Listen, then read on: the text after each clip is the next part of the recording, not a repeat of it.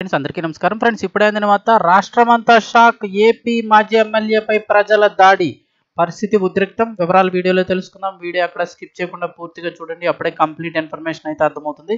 అలాగే ఇంకెవరైనా మన ఛానల్ సబ్స్క్రైబ్ చేసుకోకపోతే వెంటనే సబ్స్క్రైబ్ చేసుకోండి. ప్రభుత్వం నుంచి వచ్చే ముఖ్యమైన అప్డేట్స్ అన్ని మిస్ కాకుండా మీకు ముందుగానే తెలియజేయడం జరుగుతుంది. అలాగే వీడియోను ఒక లైక్ చేశారంటే మరింత మందికి సమాచారం చేరుతుంది. ఇంక వివరాల్లోకి అయితే వెళ్ళిపోదాము. మాజీ ఎమ్మెల్యే అబ్బయ్య చౌదరి ఇంటి వద్ద తీవ్ర ఉద్రిక్తత చోటు చేసుకుంది. గత 5 ఏళ్లు ఆయన దెందులూరు నియోజకవర్గం ఎమ్మెల్యేగా సేవలందించిన విషయం తెలిసిందే. వైసీపీ మాజీ ఎమ్మెల్యే అబ్బయ్య చౌదరి ఇంటి వద్ద అయితే ఉద్రిక్తత చోటు చేసుకుంది. అసలు ఏం జరిగింది అని చూసుకున్నట్లయితే, ఆయన గత 5 ఏళ్లుగా సేవలు అందించారు. ఆ సమయంలో చేపలు, రొయ్యల చెరువులు లీజు విషయంలో 5 కోట్ల మేర అప్పులు ఉన్నట్లు కొల్లేరు వాసులు అలాగే అక్కడ ప్రజలు ఆరోపిస్తున్నారు. అంతేకాదు తమకు న్యాయం చేయాలని డిమాండ్ చేస్తూ వచ్చారు. కొద్ది రోజుల క్రితం వారు మానవహారం లాంటి నిరసనలు కూడా వ్యక్తం చేశారు. అయితే అబ్బయ్య చౌదరి పట్టించుకోలేదు. దీంతో తాజాగా ఇప్పుడు వాళ్ళందరూ కూడా ఆందోళనను ఉధృతం చేశారు. అయితే వీరికి ఇప్పుడు స్థానిక టీడీపీ నేతలు, కార్యకర్తలు మద్దతు తెలిపారు. ఇక ఈ రోజు ఉదయం రాయన్నపాలెంలోని అబ్బయ్య చౌదరి ఇంటిని ముట్టడించారు.